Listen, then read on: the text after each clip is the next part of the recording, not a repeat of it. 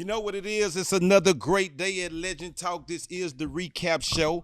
I'm your host, Lil Kiki the Dunn, with my comrade to my left, hunching his shoulders, my man, Big Perk Dog, NBA ESPN Insider, and to my right today we have a special guest. Analyst. Oh, man. You know what I'm saying? It's the difference between insider and analyst. You know Which what I'm one saying? you want? I'm Which one you want? analyst. You know what I'm saying? Like they used to say, his title correct. like they used to say in elementary. Before I was so rudely interrupted, to my right, it's such an honor today to have Emmy Award winner, the first NFL insider on CBS and ESPN, and the host of the exhibit, the lovely Miss Josina Anderson. I was just appreciate gonna it. clap Thank it by you. myself. We're going to lower the roof. You know, it's still Thank only you 9 for o'clock in the having us, morning. gracing our presence today. We are very, Thank you. pay no attention to my, Uh-oh. anything he's saying, take it with a grain of Okay. salt or whatever is under that. Okay. We're going to Suggestions? start the recap show going straight down the scoreboard. It's been a beautiful week. Let's get to it. Let's just start Thursday night. Let's get right to it. Steelers and Bengals. It was the battle of the icy hot Bengay Bowl. Hold on. But you got to tell the audience, hey, look. What? Tell them what? You got to tell them. Make sure you hit that like button. Go subscribe on the YouTube. You tell a friend to tell a friend to tell their grandma to tell their friends that's in a nursing home to go subscribe to, damn it. That's that's called paying the bills. Yeah. You paying the bills. Paying the bills. Yeah. That's what Like, you gotta subscribe. do. Legend Talk go, this up. yeah. But like I say, we was at the icy hot bowl, the Bengay Bowl. The OG Bowl. The OG Bowl Thursday night. We had Joe Flacco going in. I'm talking about, was that just, I think, 2 weeks of practice? We went in, we playing the Steelers, but the most, did the Bengals win the game or did the Steelers lose it? You first.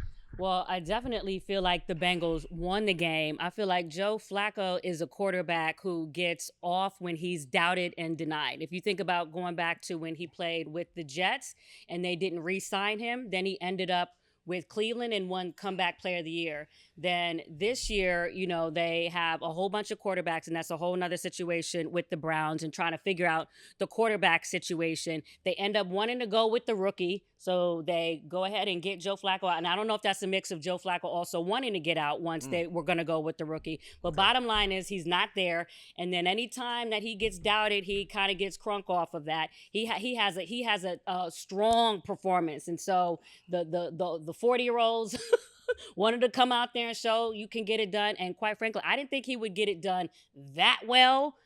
But it does help when you have Jamar Chase and when you have T. Higgins. That's a big difference that Cleveland doesn't have. So obviously, What do you? Wait a minute. I'm finna get to you. Wait a goddamn minute. wait your turn. No. Finna get right to you. We had Mike Tomlin had a lot of comments in the press this week about the trading of Joe Flacco to somebody who felt like it was their opening day starter, sent them to the Bengals, and to his demise, it went exactly what he thought. So my question going over to you, the first is, like we said, did the Steelers lose the game or did the Bengals win the game? Because now we're getting ready to see the Steelers in these next 3 weeks when we're going to really get to see the real competition. And last week you told me you felt like the Steelers were a Super Bowl team. Not a pretender, but a contender. Give me some. This was all about the Steelers losing the game, Okay. right? Like, and I want to give a lot of credit to Joe Flacco. He went out there, he threw for 300-plus yards. He had 3 touchdowns. I get that. But this is not the Mike Tomlin type teams that we've grown accustomed to like watching defensively. They can't guard a parked car. That's the problem. Like 31 points, you on the road, that should be enough to win you a football game, right? And then you have Joe Flacco go out there, which you was actually questioning him last week about why he keep getting opportunity after opportunity. Well, he showed you. But again, the Steelers, I just don't understand. I understand they have a whole lot of old guys when it comes down to the defensive side of things, right? My boy Ramsey, he was getting his ass cooked. He was getting his ass every cooked. play. Not every play, but damn Like near every every other play. play. He was getting cooked. But what I'm saying is this is like I'm not used to seeing this identity or lack of identity that they don't have defensively. In some kind of way, they got to find it again. They came back off the bye week. They had a strong performance last week when they won. But coming into this game, I was expecting more. So, to me, although the Bengals did shock the world at the crib, Joe Flacco, he put on the show, this was more about the Steelers losing the game because they have a lack of identity on the defensive side of things, and we don't see that. Well, what I should have did was gave my take first. Please. Okay. That's what the hell I should have did. I should have gave my take first. Well, let's hear it. Which is, all I'm trying to figure out is this is going to be enough. Is this going to be another Steelers season, another 9-win, 10-win season? My big thing is they made a lot of off-season moves, but they made a lot of off-season older moves. Man, Darius Slayton them, after every play they getting up off the ground. They can't. One tackle, they on the ground. So I mean, it's a little disrespect to Darius Slayton. I'm just saying they getting a little older. You know, so my big thing is this the Steelers that we should be counting on at 4-2, or should we be looking at the Steelers that we looking for down the road? Next couple of games, we got the Packers, the Colts, even though they're at home. Are we going to get a chance to see who the real Steelers are? Last week, we had a big conversation about if they're a playoff team, even went over to if they're a Super Bowl contender. So before we leave, I'm asking you, Super Bowl contender or pretender? Well, right now, they're doing pretty well in the AFC North. The Ravens still have to figure themselves out.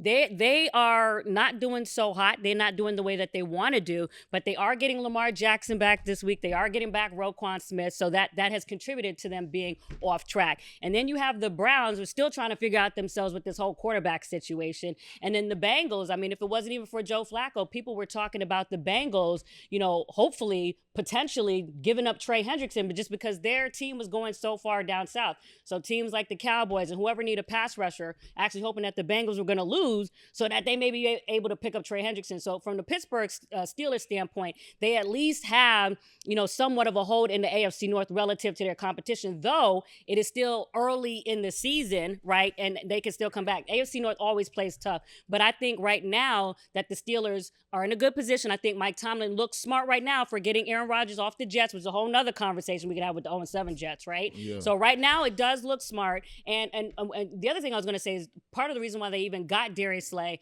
and why they got Jalen Ramsey was for that game against the Bengals, so that they could match up against, you know, a T. Higgins and a Jamar Chase. It just, you know, was off and on, but they're still filling them out. Those two guys are new to the Steelers. They're new to the AFC North. I'm not convinced. You're not convinced? No. Have you seen what's going on with the Browns lately? Okay. Moving right along. Have you seen the AFC, what's going on in the AFC North lately? Big game on the schedule for the masses and other types of reasons. Big game on the schedule for me. Let's talk about the Browns and the Dolphins. Okay. I think the ticker. We probably have Mike McDaniel out by 3 p.m. today, should we? Well, it definitely was rough. It definitely was rough. You know, 1-5 team. They did say earlier today, at least I think Ian Rappaport reported that that the coaches right now are safe for this, you know, for this week. And I think Stephen Ross is going to take his time and maybe evaluate a little bit longer, though that, you know, that's debatable. I think a lot of teams watched the Jets last year, Woody Johnson get rid of Robert Saleh after week 5, and then saw how it did not work out for the Jets, losing 900 games after that. So I do think some owners are taking, you know, a view of that. 2 back-to-back weeks, 3 picks back-to-back weeks. Tore the locker room up the last week. One of the questions I have is, it's definitely a new regime coming. We talked about this before, but I want to know, are they stuck with Tua because of the contract, this new regime, and just keeping it 100? Is it time to sit him now? It's time for him to retire. Oh, no. Completely disrespectful. Tua, I did not say that. Don't come for me in the locker room. I'm saying it. Tua sucks, bro. No, he does not. He sucks, yes. I did not say that. Look, granted, he came back, right? People told him he should retire because of all the concussions he's had. I get That's that a different part. story. Okay, but he's on the field now. Yeah. Okay. And what his numbers say is 1,300 passing yards, 11 touchdowns, and 10 interceptions. Okay, so you're not performing as a $200 million quarterback that they gave you $200 million. On top of that, you've completely lost the locker room. It ain't no other way around it. You can't come out, call players out, tell on your players. He was snitching. He snitched on his team as the leader of the team. So you snitched on the team about, players not showing up to meetings. Was that snitching or was that leadership? That's not leadership. That wasn't leadership. That's not leadership at all. That's far away from leadership. I disagree. Yes, he apologized, but when you do wrong, I think it's okay for the leader to say you're late to meetings, you're not showing up on time. Maybe he shouldn't have done it from the podium. Maybe he shouldn't have done it from the podium. I don't think you need to tell us. Right. That's what I'm saying. Maybe he shouldn't have done it from the podium, but the message I think was correct is where he did it probably was off for me. But see, here's the thing. Xavier Worthy, who else? Hunt, Travis Kelce. They not missing meetings. You know why? Because they respect their leader. They respect Travis Kelce. You gotta respect yourself. We don't hear about Dallas players missing meetings because no matter what we say about the Cowboys, to me it looked like Dak Prescott still got respect in that locker room. Man, they don't respect Tua. Is a blowout from the Browns rock bottom? Hell yeah, it's rock bottom. Is that rock bottom? And three that's what I'm trying to figure out. 3 interceptions again. You think a motherfucker want to go to war with somebody like that, bro? But the question is, though, is the new regime, because the new regime on the way, is the new regime stuck with Tua or is the Dolphins on the clock? Well, I think he has, and I might be wrong, I think it's $54 million guaranteed on the contract next year, so it's going to be hard to come off that contract. And that's what your agent should do. They should get you paid, so it makes it hard for, the front office personnel to get out of it. We know that he started off the season with 6 interceptions. You're right, he got 10 on the season. But just in general, I'm a person that likes to use the G word, which is grace. You're gonna have mistakes. Listen, I have seen Tua ball out, so I don't like to try to forget when people perform well. And then, yes, the season is going not the way he would want to, and it was bad timing to have the, kind of the bad energy from the things that got said at the podium, and then right after that, you throw in interceptions. So it's not great timing. It's not great timing. But I try just like for the length of my career. I try to give the players grace. You're not gonna always have things that go your way. Things are gonna be off. Bad energy. You make mistakes, but the same way we got to give the wide receivers, the power forwards, the centers, whoever, the pass rushers, and we give them grace. So you got to give the quarterbacks grace too. But you give them grace when he don't have the personnel around him. I can't give a guy grace when you have those type of weapons. You have Waddle, you have Achane, You have Waller, who was balling at the tight end position. Now, obviously, you couldn't name one person on defense. You couldn't even think of that. They ain't scoring no points. Okay. They're not putting up points. Like, they can't even march the ball down the field. You know what I'm saying? So that's the problem. Staying in the same game. The Browns, we don't know what their decision-making process is. One great decision they made is the Quinshon Judkins, the running back. Okay. He's showing us something, but give me some on Dylan Gabriel in that game, and how close are we to seeing Shedeur? Because we asking every week. We need to get your opinion on it. How close are we seeing Shedeur? That really is the whole question of the season, for the Browns. And to me, that goes, into a whole bunch of stuff that happened in the offseason. I think what's going down in Cleveland is that Kevin Stefanski was the coach of the year twice. So that gives you a lot of coverage over decisions happening now. And I think that Kevin Stefanski went through a bunch of stuff, that he didn't necessarily ask for off, field headlines and energy you got to deal with Deshaun Watson there. Obviously, Deshaun has talent. He can play. But there were a lot of extra headlines that a coach has to deal with, right? And then so now you have Shedeur Sanders there, and there's questions about whether Kevin wanted, Shedeur there. So I think in my mind, and I've written about this on Twitter, and Cleveland, the fans, you can go back and forth with me, whatever. But my whole thing is I feel like Kevin is like, man, I just want to have like a simple season where I can install my offense with the quarterback that I want. And the thing I have challenged with Kevin is, you have to be able to, adapt to who is best and not just necessarily try to do it with, the guy that you prefer. Because last week, did you all see on Twitter where another reporter, I won't, say the person's name, but she came out and had this whole thing talking about all these, positive attributes that Dylan Gabriel had. And then she went on talking about Kevin Stefanski's going to want to do street ball. Okay. And so then I said something about it on Twitter. We're not going to I've seen Shedeur perform at Colorado. We're not going to call that street ball. So to me, that's off the clip. But what was wrong about that is that, this person works for the Browns, and it's like, okay, are you really telling us what Kevin Stefanski really feels? Because that's a problem. And the question I put on social media is, even if Dylan Gabriel performed so bad, my question was, do we even really want, and I said this in public or on social media, do we even really want Shedeur to play in this environment? Is it even conducive for him to even play if a coach is kind of letting out through different channels that this is not his guy? Right. Is Kevin Stefanski on the hot seat? He shouldn't be. He's the one coach that I give a pass to. Well, one of the few coaches that I give a pass to. Yeah, because the Browns haven't put him in position to be successful. Who is that? The coach? Yeah. Stefanski.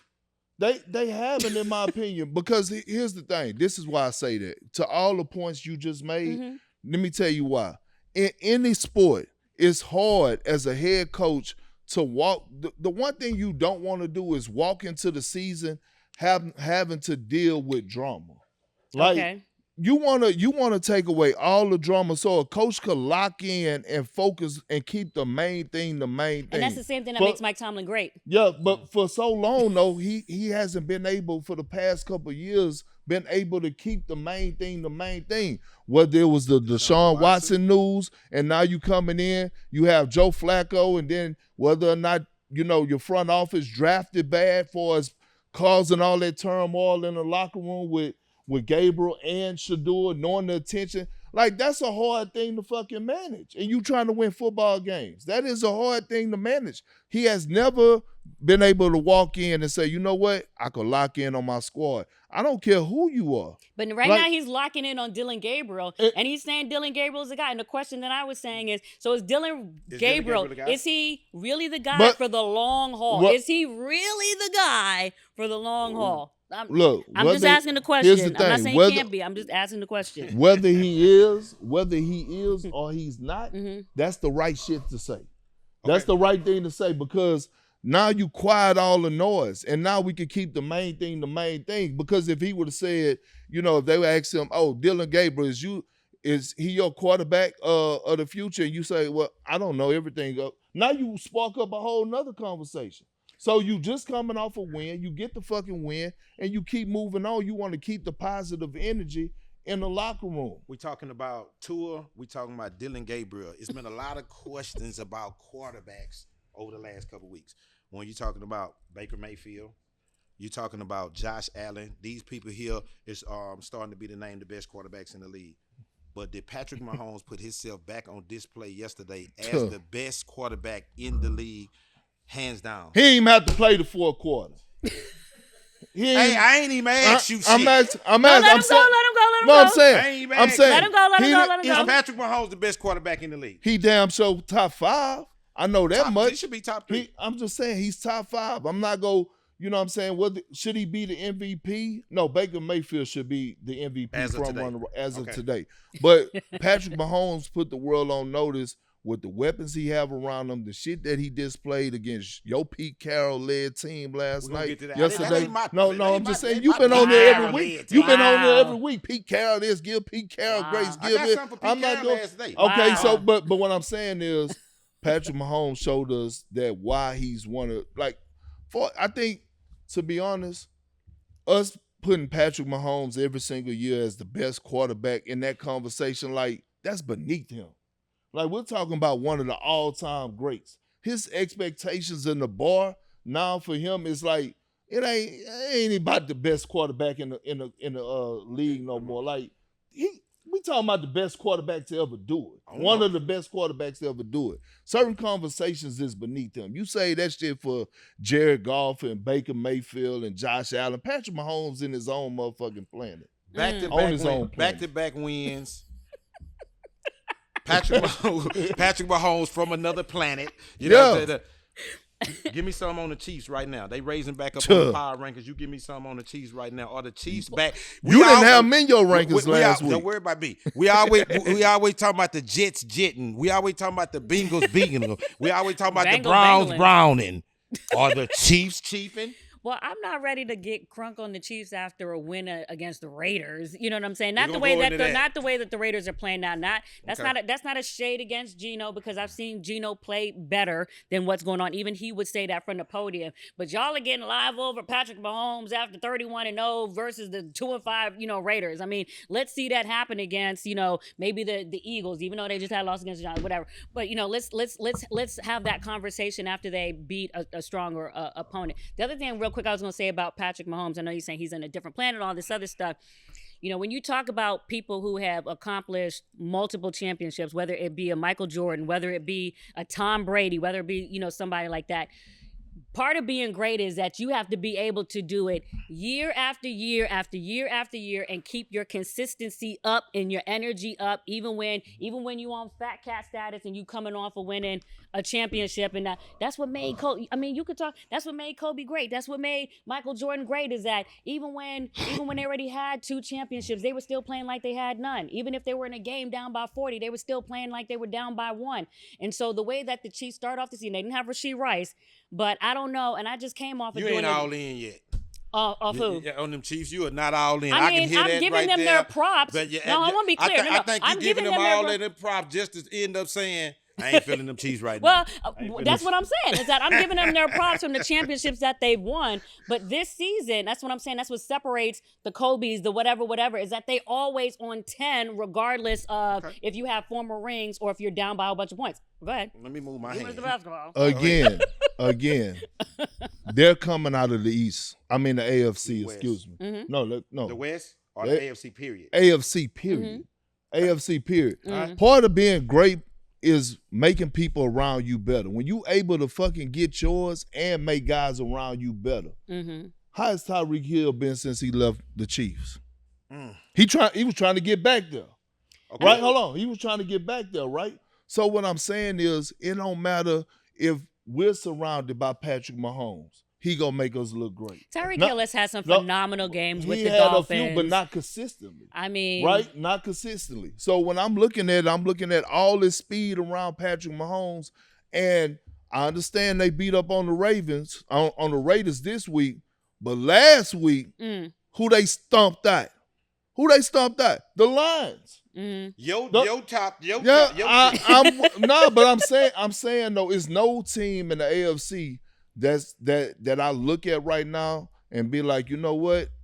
If it's a playoff matchup, I'm taking them over the Chiefs and Patrick Mahomes. Nah, I'm still rolling with that light-skinned brother with the green eyes. I don't give a fuck what nobody say. It runs through the Chiefs kingdom. That's what they call it.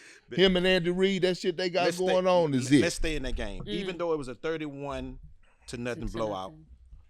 Give me some. We've been having a lot of discussions on Legend Talk about one and dones. We'll get to that in a minute. We got Aaron Glenn. We're trying to figure out if he's going to be a one and done. We starting to try to figure out if Pete Carroll going to be a one and done. That's where is Pete Carroll. Are these particular older coaches? I'm not saying like Andy Reid. He got a pretty much a vibe, but people like Pete Carroll, Geno Smith, whatever they're doing, are they able to reach these new young NIL players? And with that being said, is Pete Carroll the environment? I know we bring him in to try to righten the ship and all that. The Raiders didn't draft a quarterback. They got Geno Smith. He got just as many picks as Tua probably. Is Pete Carroll one and done? I think it's too early to say that on Pete. I think it's too early. I mean, Listen, I've been around a long time. I've been around a long time, covered football over 2 decades. Okay. I've seen teams like the Broncos start off 6-0. I know Denver gonna be like, why we gotta catch it straight? But I've seen the Broncos start off 6-0 in 2009 and end up 8-8. So we haven't even crossed the midpoint of the season yet. I've seen things turn around on teams. I think Pete Carroll, to get to your question about can he relate to the NIL and all that other stuff, that's Pete Carroll's strength. Pete Carroll's strength is that even though he's older, he still connects with the younger players. So I'm not going to take that away from Pete. I understand why Tom Brady wanted to bring him in, and I think you still have to give some of these coaches time. And you just talked about the Detroit Lions. The Detroit Lions lost like 900 games in their first season with Dan Campbell and Ben Johnson and Aaron Glenn before they started winning. And so what? Why are you giving me No, that look? keep going. But Keep it's going. true. So I just feel like people need time, and we can't be so quick to take people's check and their food off their table. Give them time. You know what I'm saying? Continue your Pete Carroll slander. Continue it. We don't know. Continue your Pete Carroll slander. Go ahead. I haven't heard it. So You're about to hear it. The thing is, we don't know how much time Pete Carroll got left on the earth, planet Earth, let alone in the NFL. He's 73 years old. Okay. And so I'm giving him 2 weeks. 2 weeks to play or 2 weeks to he coach got or 2 weeks to No, live? not to live. Okay. I'm giving them Just making these sure. next 2 weeks. Okay. They got the Jaguars and they got the Broncos. Okay. He needs to win one of these games. Now, Tom Brady, the brilliant football mind, Tom, it was a bad hire. It was a bad hire. And you talking about like the NIL space and this generation of kids and these young men, it's different now. Okay, I just have to interject with you real quick because part of the reason, like they were going after Ben Johnson. Part of the reason that some of these coaches had an issue was Tom Brady's going to be in the rearview mirror. So some of these coaches that come to the Raiders have to be like, do they also want to work with Tom Brady as minority owner / acting like, H person I see, whatever, in charge. And so that's the issue for Ben. And so who were you going to get? I mean, I would have loved to have seen Dion in Las Vegas, but whatever. But some of these other top coaches, that's what they're going to. I mean, we're getting ready to come up on coaching carousel season now. Bunch of people be going to get fired, whatever. Who's going to want to be there with Tom Brady over their shoulder? I mean, that's a problem that they got to deal with.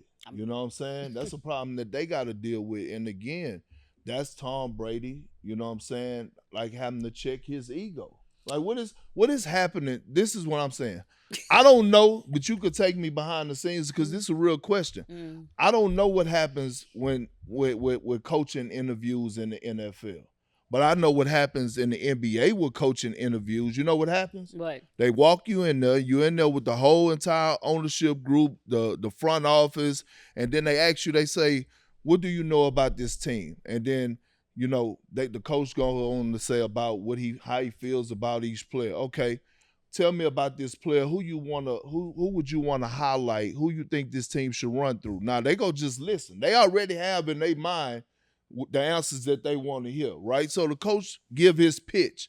The next fucking thing that happens is a coach got to walk his ass up to that whiteboard and start drawing up plays, right? And that's where a lot of coaches fail. So when you see a lot of coaches that you be like, damn, man, how he haven't got a shot to be a head coach in the NBA yet? You know how? Because he failed at the whiteboard. So what I'm asking is they could talk it, but they can't draw it up.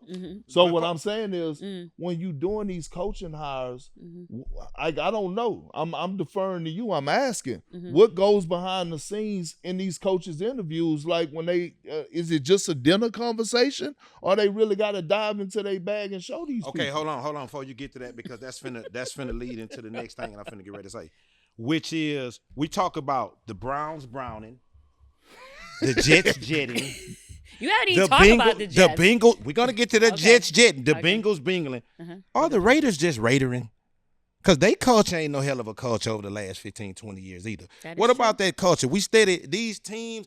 Now, I'm moving Lions into number 6 over their last few years because they used the Lions too, like you're saying. But my thing is, besides Tom Brady and all that, what particular kind of culture does the Raiders, you know what I'm saying? That I just think we didn't draft a quarterback. The Raiders are just, at the end of the day, the Raiders is not a great organization. You just answered your own question. In this particular time. You just answered your own question about Pete Carroll. Right. If you said that they don't have a culture, how do you start a culture with a 73, 74-year-old coach? But it's the whole I think it was the same. I think they used that the same way, like going to get Larry Bryan. We just trying to right the ship. You know what I'm saying? We just trying to get the ship right and do all that. But at the end of the day, so anyway, let's move on to a bigger game. That's why I said we weren't gonna do AFC or NFC. I'm gonna move on to the Cowboys versus the Commanders. Now, I was watching something yesterday, and it was this. Watching? Dak is having an MVP season. Yeah, it's great. I'm thinking he's smiling. He in the press conference, he leading. He got Pickens looking good. CD Lamb came back looking great. Did the removal? I just feel like the removal of Michael Parsons just gave him a burst of energy. Oh Lord! I know we missing the sacks. I know the defense is the worst it ever been. But it seemed like they having a great time. You know what I'm saying? They're not having a great time because Micah Parsons is gone. I don't know. We don't got no more. It ain't no more podcast. It ain't no more talking in the locker room. It ain't no more doing interviews on game day. And all of a sudden, Dak is feeling real jazzy. You know, he feeling jazzy. I'm smiling. Yeah. And all of it. Then Michael Parsons shot some slugs last night after them 3 sacks. I was just about to say, he had 3 sacks last night, didn't he not? Okay. He shot some slugs last night. Last night. But I'm just saying, as I look at the landscape of how, because you know what? If Michael and the Cowboys need some pass rush. If Michael Parsons was there, he's not. And he's not. And Dak was having this same type of season, he'll be under. Man, even though Dak is 3-1, it seemed like the pressure is down. The pressure's off his shoulder. I think he handled the Michael Parsons. And it just seemed to look to me, man, the culture is being ran through Dak. He's handling the locker room. He leading. And we got rid of that distraction. And even though that distraction gone, we made – is Michael Parsons 2 games more better? Would they be 5-1 or would they be 4-3-1? So I just think removing Michael Parsons, as great as a play one, Dak looked real happy to me. Give me something. You first of all, you need stars and you need players that play like stars. Mm-hmm. Michael Parsons is a star, and regardless of the drama of the offseason between him and Jerry, the way you were just setting up the table is like, well, Dak is 3-1. He's playing well now that the distraction in the podcast is done. I do not make that correlation. I'm saying I don't they think look it's happy. Connected. I'm saying I don't they think look it's happy related. over there. I don't think it has nothing to do with that because they still need pass rush. Because they weren't happy with Michael. They still need a pass rush even after Michael Parsons went out of town. They weren't happy. What'd you say? They were happy with the performance on the field. One thing about this league, this is a what have you done for me lately. Yes. When Michael Parsons missed them games last year, however many was 5 and 6 in injury, we go to bringing up all the things that we feel like because of this here right here. Did you see why Russell Wilson got off in week 2? Because they didn't have no pass rush. That's why he was back there throwing for 450 passing yards. Let me tell you a slogan. They didn't have no pass rush. Let me tell you a slogan from Legend Talk. Jadavian Clowney, which is what somebody back behind the camera knows about. Because they needed some pass rush. Let me tell you a slogan at Legend Talk. So when you hear, you'll know this line right here. 2 things can be true. Okay. 2 things can be true. Which is that you're wrong and you're wrong? I think everything you said about Michael Parsons is a great thing. But I'm telling you, I'm going to use a word for Dak. He seems real jubilated. Uh-huh. He's real jubilant right now. He's real happy right now. So, because let me tell you something. Okay, well, let's go back to this. Yeah. What would we ain't even got our foot in the Cowboys' ass the way we would have it if Michael Parsons was still there and they was 3-1, what would the talk be? No, I'm gonna tell you what the talk needs to be. He's one of the best leaders in fucking football. Dak is. Yes. You gotta give him his card on that. I mean, no matter what, it's no other team. The amount of pressure for us being the quarterback for the Dallas Cowboys is unmatched. Like, I don't know, like, because you go turn on everybody's gonna watch the Cowboys. You're either gonna watch them because you're a dumbass Cowboy fan, or you go watch them because you want them to lose and suffer. Either way, you're going to tune in. And the fact that you lose Michael Parsons, right, all this shit, but you still able to rally these guys and still be able to lead and have this record. Because, look, when they matched up against Green Bay, Dak had them boys like, man, y'all got me fucked up. We in here. You know what I'm saying? It ended up a tie. By the way, we could get into that rule shit another time. No game should end in a tie. But you know what a big part of that is pride. And you know about that as a former player. That's what we saw with Joe Flacco. Anytime you've been doubted, you're going to play in the next few games. As soon as Michael Parsons left, the locker room wants to show. And that's real. That's understandable what we can do without Michael Parsons. But hold on. A big reason for that is George Pickens. George Pickens also want to show what happened in Pittsburgh. Don't put that narrative on me. And now he's playing big too. So that's the energy that you're feeling in the locker room with some of these dudes. You want the check. We want that check. You want the check, but you also have something to prove. And guess what? Dak go get him that check. Because Dak getting him that money. Is Jerry going to give it to him? Huh? Is Jerry going to give it to him? I don't think he go drop the ball twice. He can't fuck up twice. Okay, let's stay in that same game because I want to get nasty. Oh Lord. Oh Lord. I ain't shit, so I want to get nasty. That's off the top. Last week, I was real big about the it factor of Jayden Daniels, and I love him. Oh God, what you about to say now? A week changes everything. And I want to say that sophomore slumps not always related to play on the field. You're injured. You're not in the game. You're not here. It's 7 games later. All of a sudden, you're 3-4. That's why we attributed a sophomore slump to C.J. Stroud. It wasn't about the Texans going to the playoffs and losing again. It was about the season that we're having. Injuries, 3-4 Commanders. Is Jayden Daniels in a slump?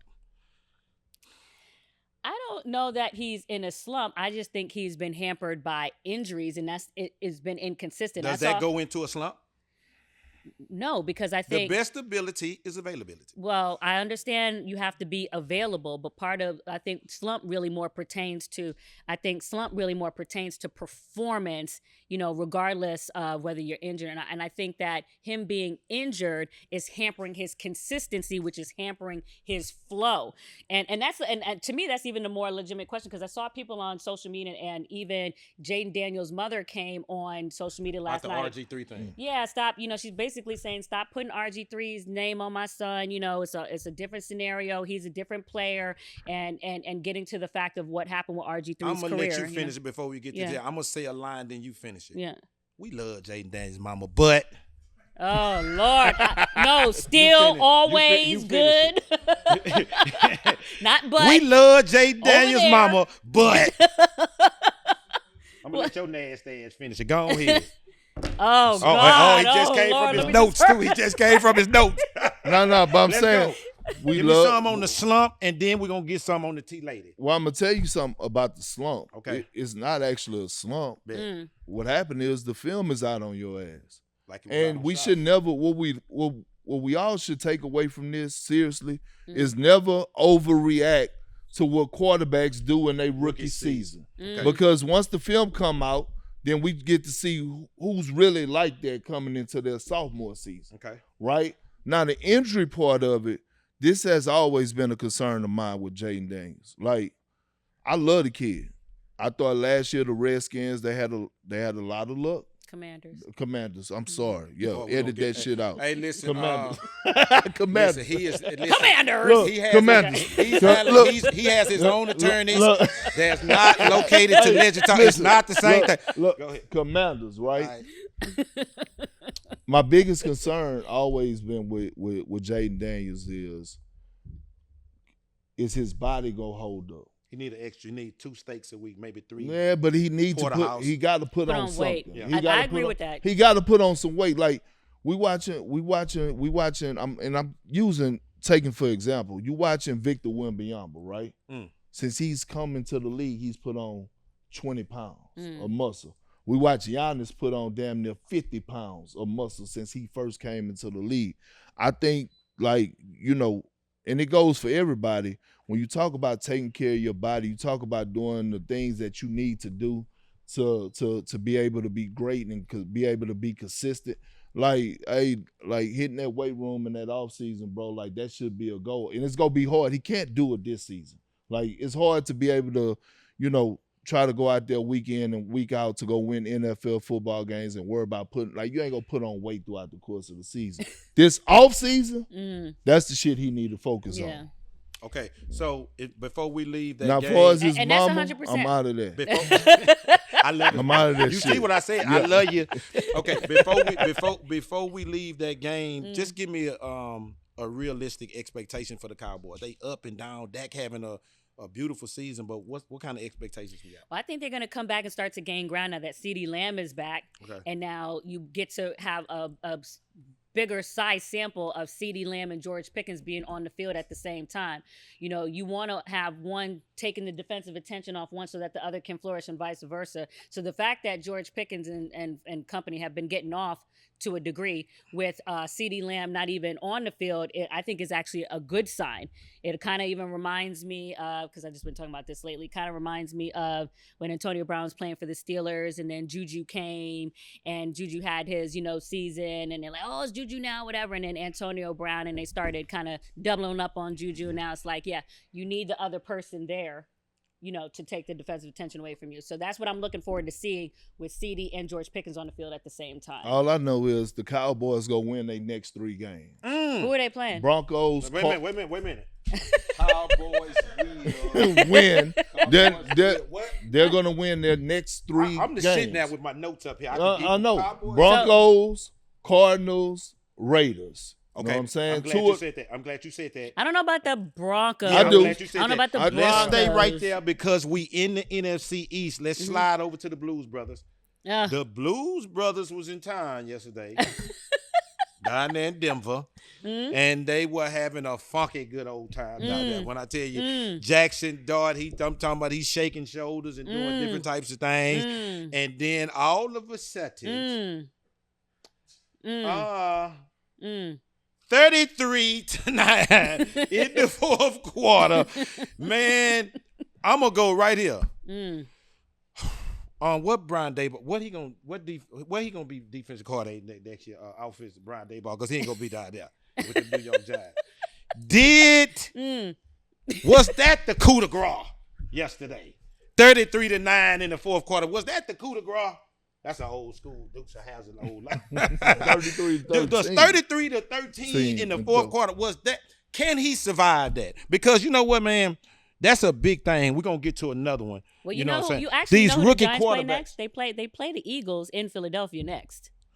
We're gonna get to that. Jackson Dart will.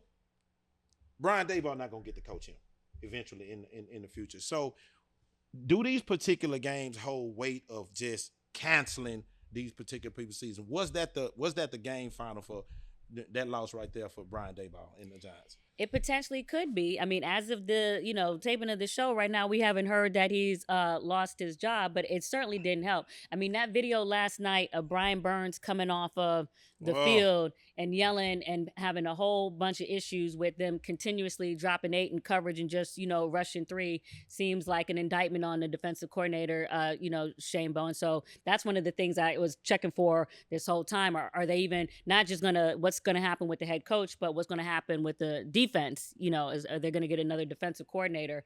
It's definitely not looking good. And I think even the decision for John Mara and the owner is, if you do one, are you going to do the other? Because even if you bring a new head coach in there anyways, typically when they do one, you see them eventually get rid of the other, right? With the GM. With the GM. Oh, he got to go. I think he's the same one. I'm just saying because people like to come in tandems. When they start a new regime is basically what I'm saying. But listen, I think as soon as you ain't get Saquon that money, we ready for you to go. I think you gotta ride it out for this season. You have to ride it out for this season because you got your future quarterback, in my opinion, Jackson Dart. So you got your future, and then you got but look at Daniel Jones. No. So what happened to Daniel Jones? But you see, the thing with Brian Daboll, and you have to take wait a minute, bag up. What name was that? Daniel Jones. Daniel Jones. Okay. You know what the Colts record is right now? But I'm saying, don't worry, we're gonna remind him what the Colts record is in a few seconds. We're gonna let him know. But then Daniel Jones, didn't they go to the playoffs together? Yeah, they did. Did Daniel Jones do that for Daboll? Yeah. Okay. So they went to the playoffs. So what I'm saying is, I think you let them ride it out for the season, right? Obviously, the shit that happened yesterday against Denver. My thing is, with a young quarterback and the young, what you call them, the Blues Brothers? Yeah, the Blues Brothers. You don't bring who you gonna bring in? Like, what are you gonna bring in? The fact that he even made the call to sit Rusty down was a huge thing. Because we wouldn't even be that wasn't a hell of a call. What you mean it wasn't the hell? That is Sierra's What's that word? husband. Because I want to say it and I can't get it out all the time. Inevitable. But Whatever the inevitable, however that is. But I'm saying, That's what Rusty what I'm is. asking is, why wasn't it a good call? Now we see Jackson Dart. We're seeing him. A lot of coaches wouldn't have. Sean Payton shot him a little slug in that last night. But I'm saying a lot of coaches, excuse my language, wouldn't have the balls to do that right now. He did it early. Shit wasn't waiting. Now we started seeing him ease them in. Rusty and them, they started splitting snaps, and then all of a sudden, bam, nah. And then all of a sudden, we see a new Giants-type energy. They put Rusty in the game last week. I'm Russell, talking about stop calling him Rusty. The whole stadium was ready to exit out the stadium. Everybody started getting up out their seats. I know. God damn. But I'm saying, get a man to the end of the season. You know what I'm saying? Like, that was just one of the ones that happened. It shouldn't have happened, but it happened. But let's stay in that game because it was a 33 something. The number 33-13. So It was wild they till were I up can't- 19-0 at one Jesus point. Christ. Yes. Okay, so let me ask you something. I love Bo Nix. I actually like Sean Payton. I like where he's going with it. The defense is phenomenal. Is Bo Nix the guy that can get over that hump, though? I know that was a great, you know what I'm saying? First of all, you ain't even supposed to be in that hole right there with the Giants. So I liked it. The Giants were steady giving them 1,000 opportunities to do what they need to do. But as I look at Bo Nix, does he have that? I'm not talking about a 9-game season, a 10-game season. Can he win 12 games and a playoff game? Do Sean Payton has his man right there? Or we gonna keep, or is he a manager? We're gonna keep getting away? Because I'm looking at that game, and to me, I'm just not. Hey, listen, I'm keeping it 100. I'm just saying, you know, as far as the expectations that Sean Payton got for this team, based on what that defense is he gonna be the guy that can get him there? Get him well. Get him. Okay, let me make it. Get him well. Past the Chiefs. Get him past the Colts. Fuck no. Get him past. I'm not saying I got a new one that I love too. I'm gonna tell you that one in a minute. I'm not saying it. I'm not saying that I love. I'm not saying it in a bad way, but you know what I'm saying. In order to get past the Chiefs, because Bro Nix is like 35 already. Oh my God. That motherfucker old as hell. Yeah, that motherfucker old as hell. But what I'm saying, he already 35. You know what I'm saying? So He's not 35. We gotta get that. He's not 35. Yeah, you gotta get it. Bro, don't let him talk about you like that. His wonder started No. where he got. No, he's mature. Okay. He's mature. I love him. I think as long as he has the combination of Sean Payton with him, because Sean Payton obviously covers up a lot of things with his playmaking, with his offensive, genius or whatever you want to call. When you have Sean Payton on the side, it makes a big difference. Yeah, but we do know this. What? We do know this. Sean Payton is a motherfucker. He championship a bust. He shot him a slug last night. No, I'm saying. What? What I'm saying. Yeah, no, I'm saying. When you talk about a champion don't know nothing else but trying to win the championship. Mm-hmm. Yeah. You know what I'm saying? There ain't no middle ground with a champion. Once you done got a taste of that, you know what I'm saying? You done had that parade and all that. You ain't trying to, it ain't no middle ground with him. He's coming into every season as a coach saying, I'm trying to win something. And not just the division. I'm trying to win a motherfucking championship. So I'm asking, and you asking, we want to know, is Bo Nix that quarterback? I don't believe he is. I'm finna turn to the right.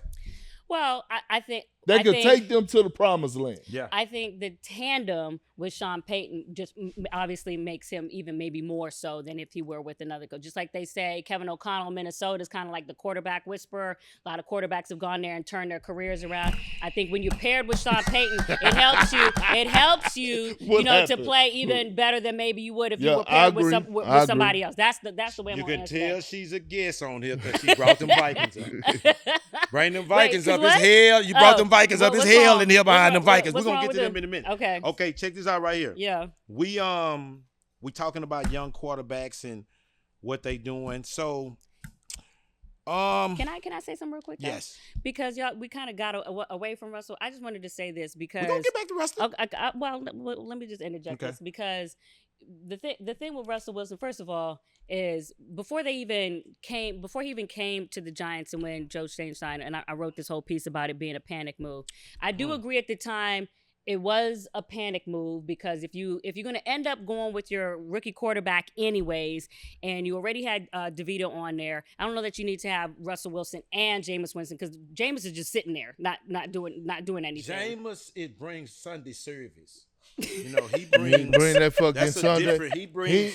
Jameis brings the Lord. You don't Jameis get rid of no Jameis the Lord. You do not yes, get rid Jameis of likes Jameis. to be a Jameis mentor. brings the Lord to the locker room. Yes, go ahead. He's the one that, and he's the one that after a loss like yesterday, he's the one that's keeping all that shit together in there. But beyond being the glue and a mentor, he can't chuck the football. He can't play. And I know everybody goes to the year that he had the 33 interceptions with Tampa, but the year he was actually paired with Sean Payton is when he had his best season. So the whole Sean Payton What I'm saying is, I think in my opinion, I think Jameson is okay with who he is.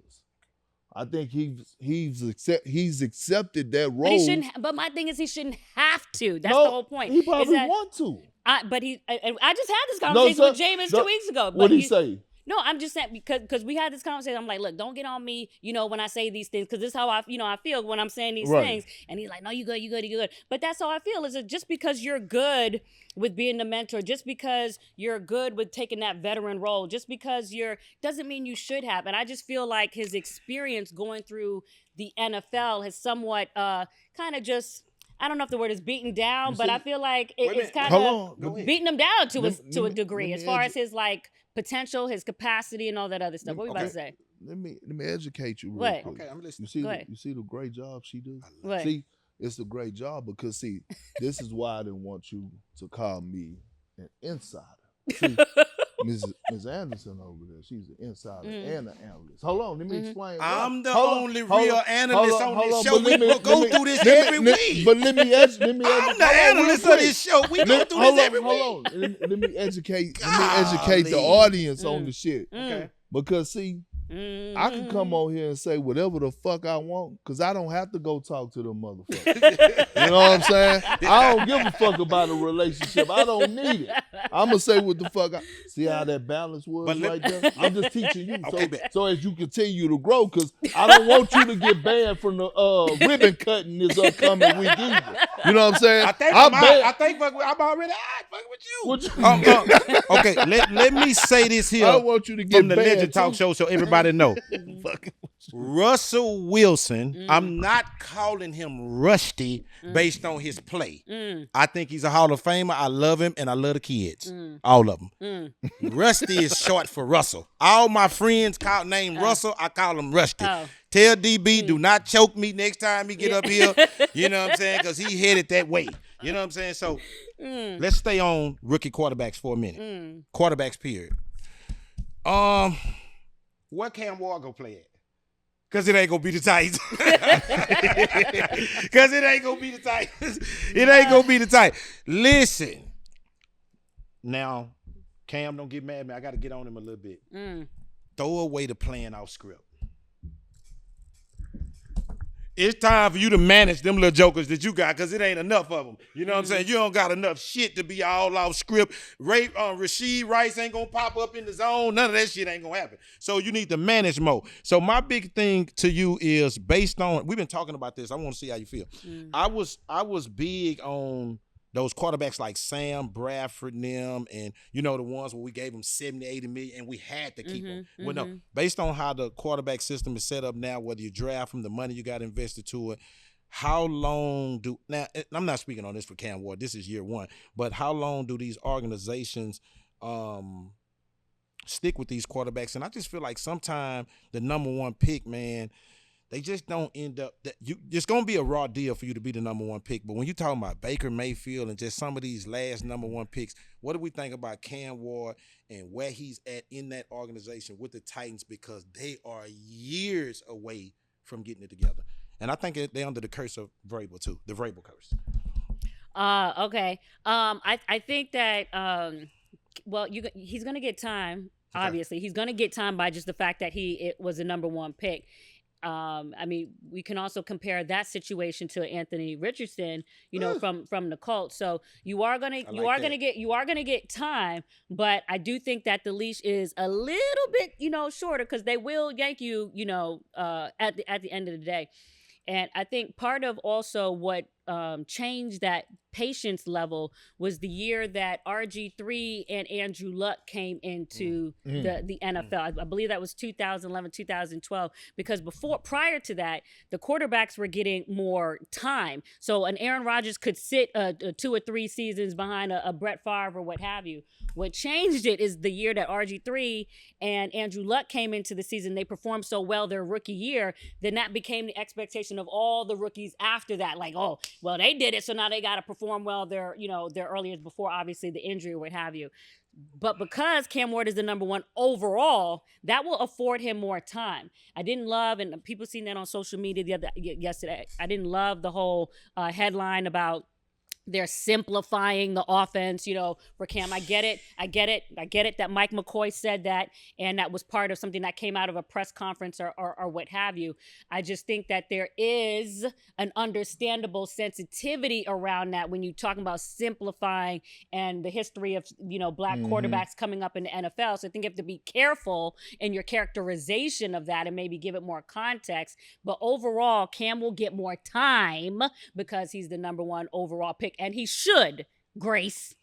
But he should be very, very fucking careful. Because the NFL do stand for not for long. So again, although they're gonna have patience and they're gonna give him time, throughout that time, you better show that you can lead and be a fucking winner. Because he's loud. I don't want to take that away from him. He's outspoken. He done did some stuff or said some things I don't really agree with. I mean, they just took his head coach away like 2 seconds into the league. But what I'm saying, into that. You saying certain things like, we ass. That's what he said this. Like sitting at the interview, bro, you are the leader. Yep. Like and this you're ain't a rookie. Yeah, and you're a rookie. But look at what's been going on with the Titans even before he got there. I know. So there's a bunch of stuff that needs to be fixed. I know, but regardless. That's the reason why Vrabel landed that plane in there yesterday. Landed that plane in there and came in there with that boy. Vrabel got a boy named Him. Who is that? Him. Oh, Drake May? Him. But Drake May. Oh, yeah. You mean a Tar Heel? You mean a Carroll? Oh, that's what this about. Your powder blue Tar Heel sweater that you got on right now? Yes. Because he's a Tar Heel, because that's what we do. I'm finna tell you right now, I love him, and he's in my This Week Power Rankings, and I'm feeling real jazzy by Drake May. Tar. I loved it, though. Give me some on Drake May. Give me, before we love Drake May, give me some on the tandem. Drake May and Vrabel. Do we believe the Patriots right now? Because I believe them. I do. Well, I mean, you can't argue with the results that they've shown so far, though we know things can always, turn. That being said, I do, and I know people are like, why are you bringing that? But I would have liked to see Gerard Mayo get a little bit, more time. So obviously they've made some adjustments. Drake May's in his second year. All of those things help. Now that being said, Mike Vrabel's making a big case for the fact that, maybe he should have been the one that was hired last year or what have you. Okay. And they're rolling well and doing. I think you would admit that the Patriots probably doing better than maybe you thought. Much better than you thought this season. Yeah. Okay. Yeah, I did. Listen. All I know is he's doing what he's supposed to do, and he got motherfuckers looking good around him. Who's that? The coach or the quarterback? The quarterback, Drake May. Both. I'm gonna say the combination of both because now you talk about culture, you talk about having the ears of that locker room.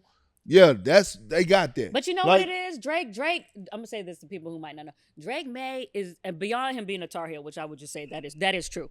But he really is a good guy. And if you meet his dad, I mean, they're just good The people. great family. But what I'm saying, you could tell. But look, he got Stephon Diggs out there doing his fucking thing right now. And by the way, K-Sean, his name, listen. To all the people out there in the world, stop, because every time I'm watching the game, stop saying this shit. Yeah. Oh, it's they keep saying booty. No, it's K-Sean Boutte. That's his name. His name is Booty. Booty sign much better. No. Booty on sign. It's Boutte, man. What they say? It's Boutte. No, it ain't no fucking pause. It's Boutte, not Booty. You know what I'm saying? They keep saying that shit. I'm like, no. You know what I'm saying? It's that Louisiana. Okay, so watch this here. But look. Let me tell you how we're going to crawl into something, which is this here, which is this right here. Okay. I had no problem with Gerard Mayo exiting the building. and I love him. And he was a favorite son, linebacker coach, but I just felt like Vrabel was great. That was a one and done. I just felt like, now based on who they was going to go get, we bringing the old gang back. We bringing in Vrabel. We bringing in McDaniel to get the quarterback. I loved it. Give me some on. This has been tough for us. This has been every week. We need some insider right here. Can I just say that, like, there was like 6 games with Gerard Mayer that were like 3 points or a touchdown or less. So there were games where, I mean, it wasn't like they were losing by 50 points in all 17 games. I believe it was like 6 or 7 games where it was a touchdown or less. But so Mr. it's a bounce here said one and or a done. bounce there. But Mr. Krabs said one and done to his favorite son. So I'm saying the same thing. Usually when that happens though, it's something going on in that locker room. Lord. No, I'm saying it's something going on in the locker room. Yes, the You know wind what I'm was saying? blowing this way. He was handpicked. They love him. They want him. That is true. But I will give Mike Vrabel credit with this, because in the offseason, when all that stuff was going down, on the boat, Stephon Diggs and all that stuff, he did handle it, because you didn't hear it like after it was handled. What was going down on the boat? I'll let What happened on the boat? I'll let him talk about They said it was pink. They said the color was pink. Whatever. No. Okay. All I'm saying is Mike What Vrabel happened on the so I'm boat? giving him credit. Yeah. Mike Vrabel handled it. Using Stephon Diggs, social media presence went down. He put his head down, and when he played against his former team, the Buffalo Bills, he came out like, so kudos to Mike. Mike, I'm giving the credit. That was a setup question. Huh? What? That was a setup. What? Favorite son, Gerard Mayo, loses his job, one and done. Can favorite son, Aaron Glenn, lose his job, one and done? We've been discussing that for 2 weeks. Now we want to get the insider. 0-7, and I love Justin Fields, but right now he is a disaster, and he got benched. Lord. He got benched. He got benched Sunday. He's having a disastrous season, and based on he's having a challenging start. Okay. That's how we're going to make it. He has a challenging start. Can that be a one and done? No, it should not be. Okay. It should not be, because that's exactly what is endemic with the Jets right now, is that they constantly keep changing and moving. And when he first came there, they were celebrating a firm hand. That's what you need. You need Aaron Glenn. You need him to be forceful. Get the dudes by the collar. Be able to talk to the man-to-man, eyes to eyes. That's what they need. That's exactly what they needed. That's not, it's not working on the field, right now. But sitting up there and constantly changing and having turnover isn't it takes time to build culture. I'm starting to pick teams that's gonna get fired behind not drafting Jackson Dart. I watched about 10 of y'all pass that dart up. I'm starting to see I'm starting to figure out who's gonna get fired behind you that. don't even have to talk about that. I do think it's a apt debate to talk about whether Aaron Rodgers should have been told that they didn't want him anymore. I do. But at the same time, when you're a young coach, you were trying to get a hold of the locker room, and based on all the drama, because you can't have amnesia. You have to remember all the stuff that was going on with Aaron, with the team, on the Pat McAfee show, all the headlines that were coming out. You're saying this, and there was a bunch of drama that's going on. Y'all just talked about drama at the beginning of the show. So it was going to be hard for Aaron Glenn to step into that as a new, young, first-time head coach and get command of that with the Hall of Famer doing all this stuff on the side. Go ahead. Relative to the headlines. I'm trying to be fair. I don't want any more of your Jets take. They've been ugly. They've been nasty. I'm going to tell you this. I don't want any more. Why not? I'm just playing. Go ahead. Why not? Go ahead. What you got? The Jets has been the worst organization in sports over the last 4 years. 4? I'm giving them grace. I'm giving them grace. Real talk. And we hear DB talk about this all the time. Woody Johnson and Charles Johnson. Might be time for y'all to move on and sell the squad, because under y'all leadership, it has been career killers, right? I seen that in the text yesterday. No, I'm just saying, Justin Fields, you talked about, he's off to a slow start. We've never seen That's not this. slow. No, he's horrible. But we've never seen this version. Not horrible. But this is what I'm saying. We've never seen this version of Justin Fields until he put on a fucking Jets uniform, right? Then you look at all the people that they done hired and fired, and look at the success that they have, and once they leave the Jets, even Aaron Rodgers, we thought Aaron Rodgers was done. Good point. All of a sudden, he's in with the Steelers right now. What's my guy now? I can't think of what's the head coach at Tampa Bay. Todd Bowles. They got rid of Todd, right? Mm-hmm. They got rid of him. What the fuck he doing with Baker Mayfield right now? What I'm saying is that every single person that walks into that organization, all of a sudden is like, damn, is their career over? I wouldn't say it's just the organization. I think it's New York in general, because look at what's going on, with the Giants. Jets, but we got to stay baseball, with basketball. But New York has been tough for a while. New York is, I get it, but at least they have some bright spots over there with the Giants. We could look over there and say, okay, yeah. But the Jets, it's time for Woody. I made a Hold promise. on, Woody and Chris. The Woodson. I made a promise. To sell Johnson, Christopher Johnson. I made a promise. To sell the fucking team, bro. Made a promise. Listen, it's not. DB said it.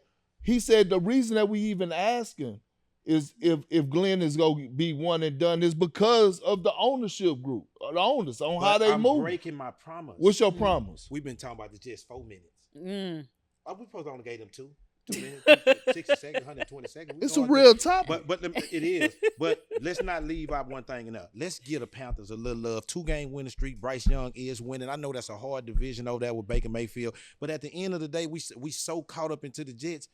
Bryce Young having a cool season. Rico Dowd running the ball. They 4-3. I ain't saying they going nowhere, but a minute ago we wanna kick little Bryce off the ship too. We want to kick him off the boat. Bryce having a cool season, and I just want to give him some love in that game because that's Grace. The game was horrible, but Bryce Young was a bright spot in there. And each week that the Panthers are winning, we so caught up into the people that they beaten that we're not giving them a little love. Let's give the Panthers a little love. Well, I think going back to last season, what really helped Bryce is that, when they ended up taking him off the field and Andy came back in there and then they had to bring Bryce in that little pocket, whatever that was at the beginning of the last season, he had like a good maturation. Yeah. Okay. And sometimes that's what it takes. And they're benefiting off of that. And I think he's kind of just steadily been riding off that energy of what he learned when he saw how quick they could just, take it away and how quick, your whole livelihood might change in front of your eyes. You got to check. Because a lot of quarterbacks, real quick, a lot of quarterbacks come in, get drafted high, and they come in with that sense of entitlement. And like you said, since, shit didn't change now. Like you coming in with the hype, your ass better perform. Okay. Not for long. Let's get to a good game. Not for long.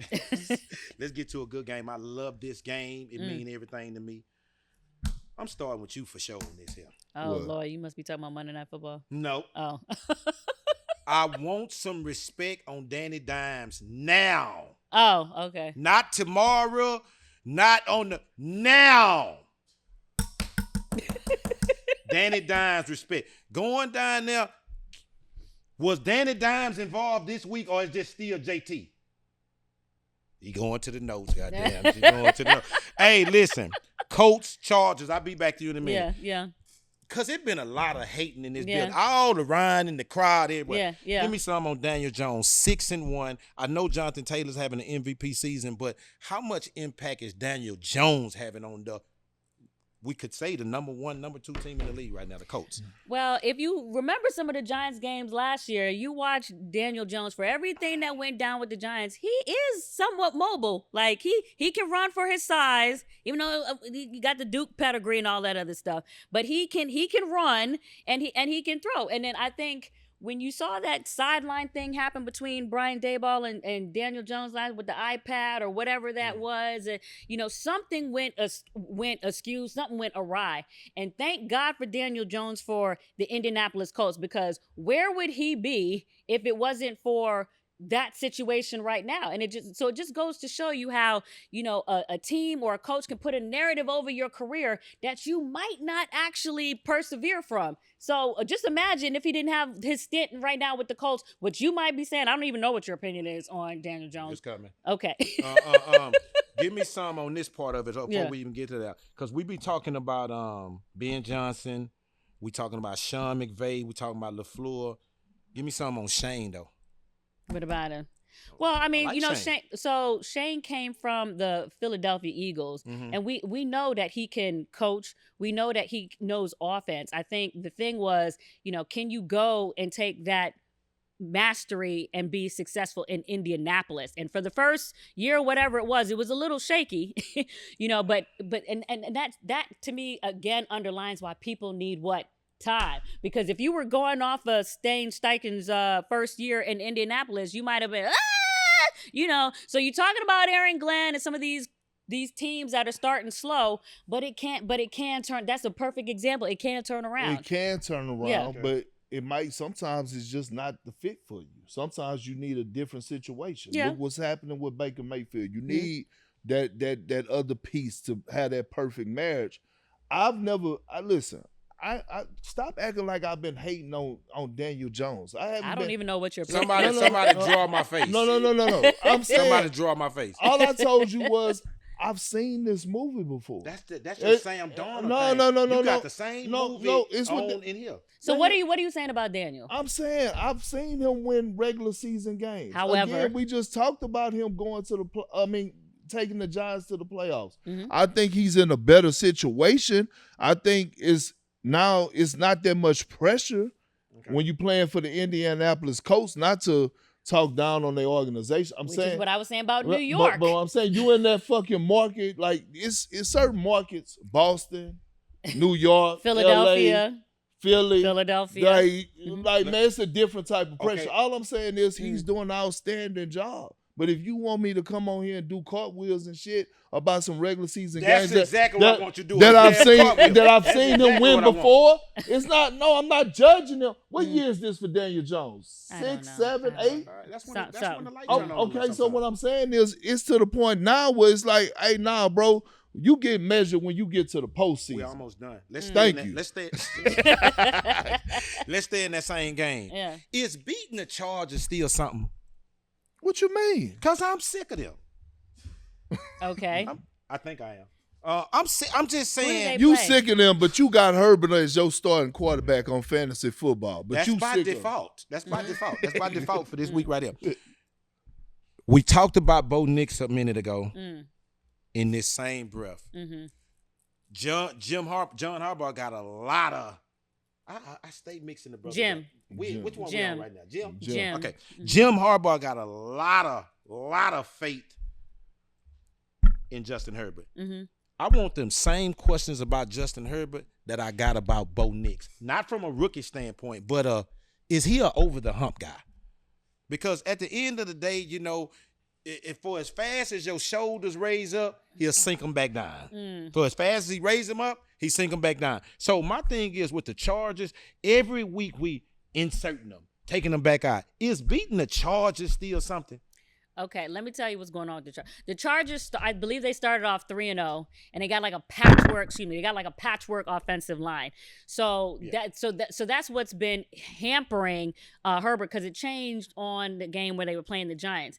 They came in there with the left tackle out the game. The second left tackle went out during the game. So that completely changed the complexion. His blind side, he was down to his third left tackle, and then they didn't even have Khalil Mack. Now they're getting back Khalil Mack. They're getting back some, they're getting back some guys. So that's what really kind of changed the tone and the frequency on them. So they were there at the beginning of the season.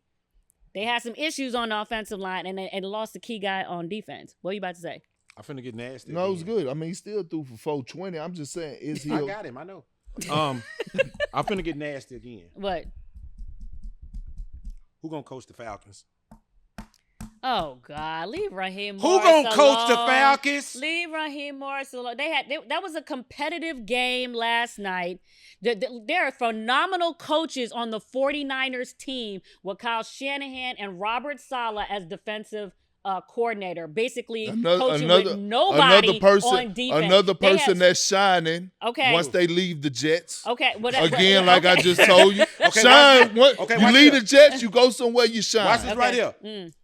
I had a subject on my notes that said the coaching carousel, and my mind went straight to Atlanta. That's where I'm at. I don't know but that. But you because you got all the talent. But you can't overreact to this L that they took this week. Why? They just beat the Bills last week. You know, we starting not to put a lot of stock into that. I feel the Bills got their ass week week for that for the Patriots. We're not gonna put a lot of stock into the Bills right now. They not even our power ranking this week. They not even our power ranking this week. You know what I was thinking about when I was watching that 49ers Falcons game? I said, part of who you play is also the coaches. And Kyle Shanahan, son of Mike Shanahan, he is an offensive guru, and he has learned a lot since the heartbreaking Super Bowl losses. I'm just saying, you were seeing his maturity in his coaching last night. You're seeing the maturity in Robert Saleh, just everything that went with the Jets. You done lost Nick Bosa, Fred Warner. He was basically playing with whoever out there and still clamped down the Falcons, who even, what's his name? Chris Collinsworth came in the game saying, I thought the Falcons were going to do better. I did because too. Of that situation. And when I do my ear like this here, guess what it hear? What? Kirk Cousins. That's what I hear. Okay. Kirk Cousins. Just out of nowhere. Yeah, okay. Because it's going to be time to insert his ass back in the game. That's what the hell. That's why I'm saying. It's going to be time to. Hey, listen, Penis Jr., we not giving you no whole lot of time with no Drake London, no Bijan Robinson. No, we not giving a lot of time for that. And let me tell you something. I love him getting that job down in Atlanta. I love him. I'm talking about Raheem Morris. Raheem Morris, but it's looking shaky. And it's been looking shaky. And you had to come off that Kirk Cousins. Kurt leg back together now. That leg is fixed. We might need to put Kurt back up in there. I'm going to move on because y'all ain't doing right. All right. Let's go right here. All right. I liked that game right there. Okay. I just brought up Justin Herbert. Give me some on Jordan Love. I'm sick of it. I don't care. Even in a win, I'm sick of it. Even in a win. I keep bringing these quarterbacks up because these particular organizations with these particular coaches and where they at, they feeling they one step away. They one notch away. LaFleur feeling. Is Jordan Love a one step away quarterback? I think he's done phenomenally well for being the age that he is and getting to the playoffs. I think he's played ahead of what you thought he would at this point in his career because of some of the things that he's accomplished at the beginning of his career, getting to the playoffs and things like that. And I think he learned from some of the heartbreak at whatever that playoff game was at the end of the season.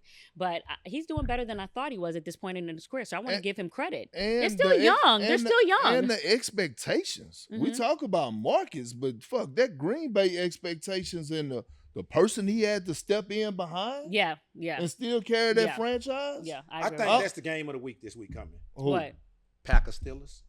Oh, yeah. I got a lot of stock into that game right there. Okay. I got a lot of stock into that game right there. I'm gonna get a Packers some love though. Yeah. I like what I look at LaFleur, not like Mike Tomlin, but what I mean by that, he know how to get the best out of his coach. Yep. You know what I'm saying? He get the best out of his coach. Now, they played the Cardinals. Do we need to say anything? I would say, look, the Cardinals, they are who they are, but them motherfuckers go compete. You ain't just. I got McBride as my tight end. I'm just saying, you ain't just walking in there motherfucking and kicking their ass. Well, okay, but this is the thing before we get out of that though. This Kyler Murray last season now, ain't it?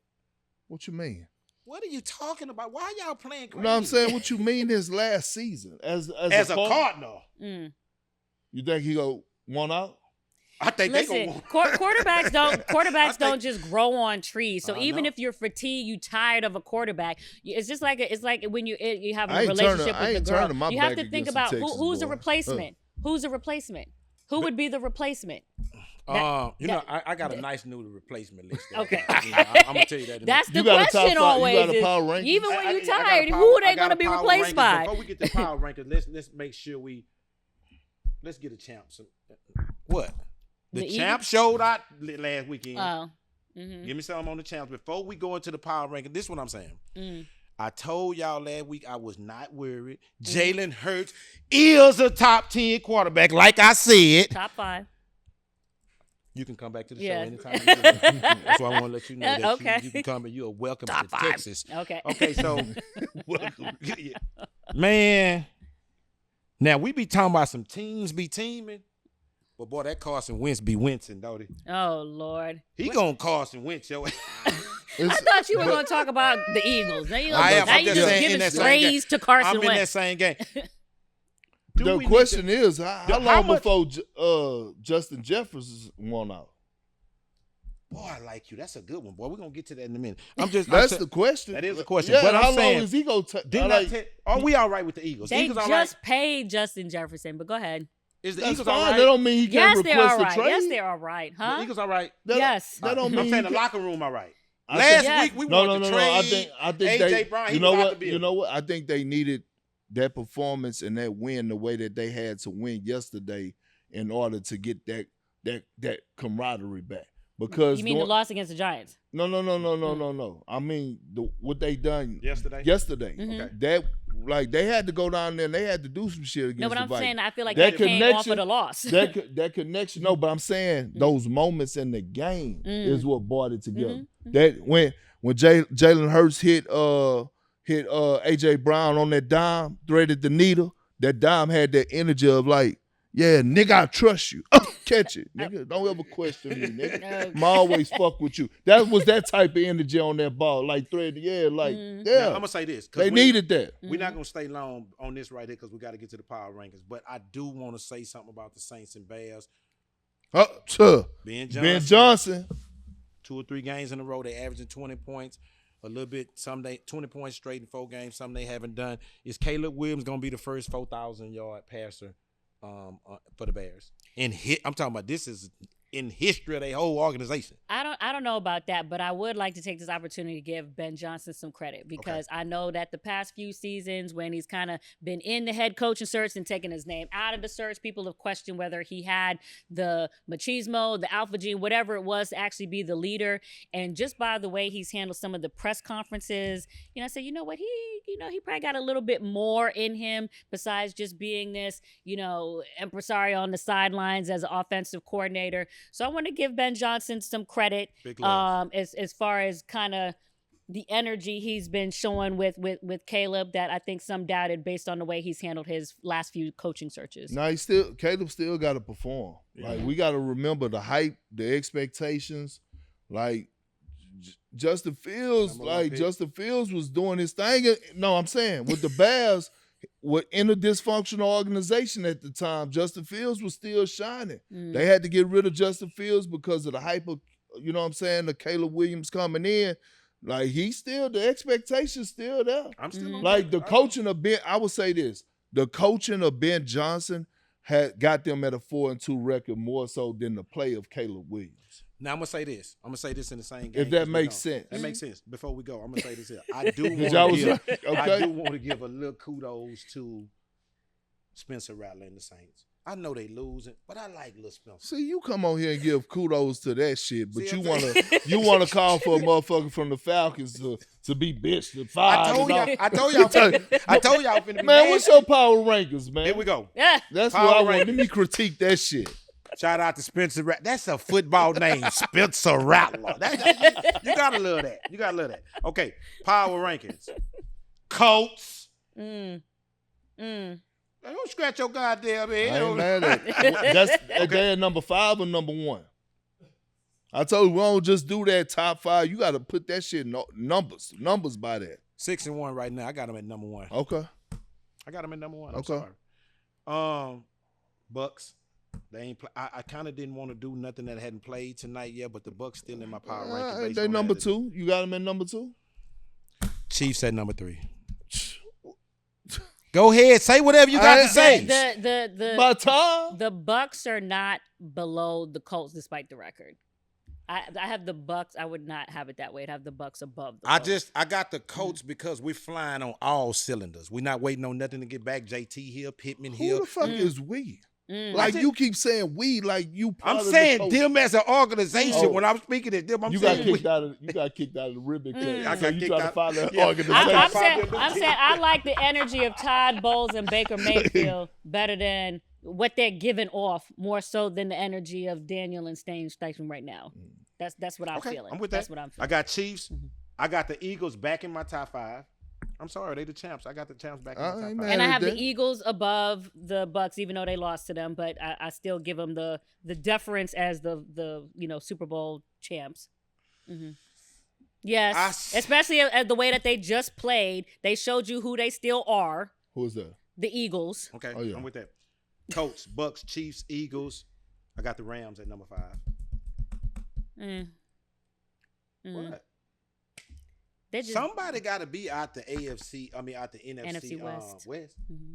The 49. I want to get. I got them somewhere here down here, but I got to give some type of something to something. I'm not mad at your list. Okay. The only thing is that I would have the Chiefs, number 1. I'm sorry, it's nowhere in here. No. There's nowhere in here. Can't Anybody put 4-3 at my number 1. I told you last week 3-3 didn't even make my top 5. And feel sorry for your loss. And then all of a sudden, I told you what was gonna happen. There's nowhere in hell you could watch the Chiefs play and say, and I understand it was the Raiders. I moved them in here. I understand, but I'm saying 3 is not high enough. Not from what I'm watching I do like right them now. with the return of Rasheed Rice. I'm trying to tell you that chemistry, went right to work. That chemistry offensively, dog, with that speed and what Andy Reid is drawing up. Patrick Mahomes is in that damn zone. It is. You want me to put him number 1? I got him number 1. I'm just critiquing. You said the where you got the Colts at? Huh? They top 5. Okay. I put them number 3, 4. Damn, you steady going. You 3, 4. They top 5. Okay. I got the Patriots number 6. I was disappointed. Like I just didn't want to move them past the I ain't mad Rams at right that. now. But it's not a top 10. We told you that already. I want to sneak behind No, something else. no. But I ain't mad at the Patriots at being number 6. Okay, I'm going top 10 anyway because we got company. Okay. Patriots. I got Lions number 7. Mm-hmm. I'm saying like it's a bad thing.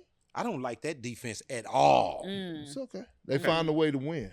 I got Bo Nix number 8, Broncos. I ain't mad at that. I'm going just top 10. And then in my number 9, I got the Seahawks. I got the Seahawks at number 9. Okay. I think it's easy to disregard them just because people don't see them as often. They're Kennard, all the way out get there. her flight together. Wherever she got to be. We But would I not like have Mike no Mc- I Seahawks like Mike slander. No, I like the head coach. Okay. He was a phenomenal defensive coordinator for the yes. Ravens. We see the difference of him not being there with the Ravens now as far as the defense. So I like the head coach. All I'm saying is easy to disregard them because the folks nationally don't see them as much. Yeah. And so they're not as familiar. Mm-hmm. I'm rounding out number 10 with I just want to give Kyle some love, Shanahan. He just keep winning games. He do. He keep All winning. the Without man, Brock Purdy, doing it with Mac Jones. Kittle just got back. got Brandon back. Ayuk, we ain't seen him in 2 years. I didn't say that, bro. I Don't moved the cover me, Steelers yo. out of my top 5 and 10. That's because I didn't expect them to make your rankings anyway. Because you got it's just since we've been on this show the last 3 weeks doing our thing, it's something with you and Mike Tomlin. No, it's not. So, no, it's not. So, You're not gonna have Mike. No. Hey, Mike be calling me. Mike, don't call me. I love you. I ain't saying that. I feel like this. My big thing with the Steelers is I just, based on what we praise them for, is now what I hold them accountable for. We praise them for 10 wins. Mike Tomlin, he never having a losing season. I'm just at a point of saying I'm ready to see more than that. I'm ready to see instead of being 10-7 and that's all I'm saying. I know this. I have no problem with your list. Okay. But I do know this. We're going to see a lot because we need to see how the Lions are going to recover tonight. After they lost in Kansas City. So you going against the Buccaneers, Baker Mayfield playing his ass off. And then to all you Houstonians and Texan fans out there that banned me from restaurants and shit like that, we're going to see what the fuck y'all made of tonight. Because all I've been getting, but y'all go up there, y'all beat on the Baltimore Ravens defense. Motherfuckers can't play dead in the Western movie. And then all of a sudden, y'all got a bye week, and it's been Perk slander all in my comments. Perk this, Perk that. We gonna see what y'all do tonight. Yeah, they going down there. They playing Seattle. Seahawks. Yeah, that's what gonna see what you made of tonight. You are officially out the ribbon thing for real. We was joking at first, but your ass is out there ribbon cut. I'm telling you right now. Check this out. It was another day of Legend Talk, and it was a great day. Y'all give it up for my special guest, Miss Josina Anderson first. Thank you for having me. Thank y'all so much. Legend Talk, the hottest sports show in the city.